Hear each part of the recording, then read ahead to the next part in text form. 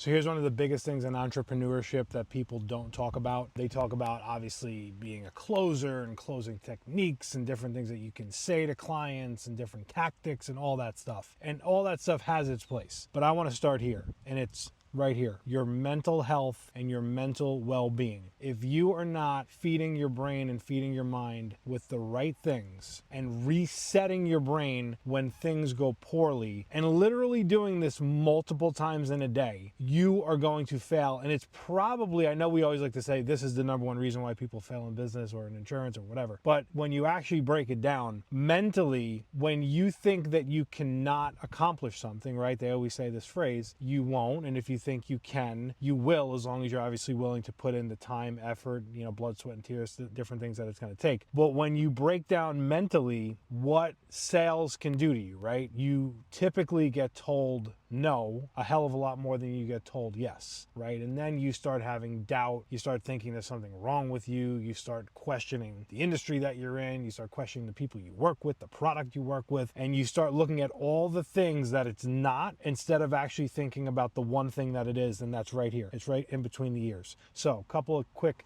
tips and tricks and things that I try to do for myself. Number one, in the morning time, every day, no matter if it's a shitstorm or if things are great, whether I made $0 the day before or whether I made 50 grand the day before. And trust me, in sales and insurance, you have those swings. I like to go and get my body and mind right, gym, sauna. And I think the sauna for me has been one of the biggest things because I'll go in the sauna, I have no phone, I have no connection to the outside world, whereas probably the other, 23 and a half hours of the day I do. And I literally just start to think the day through, and I think about what am I going to do to conquer the day, and I analyze the mistakes that I made previously in the day before, appointments before, and I say, okay, I'm not going to do that. Let me go back to the things that I do well and let me focus on that. And then I always remind myself that you're in entrepreneurship and that you are the driving force and the leader of what you're looking to accomplish. And yes, I am able to lean back on successes that I've had. And obviously, if you haven't had any, you need to have some to be able to do that.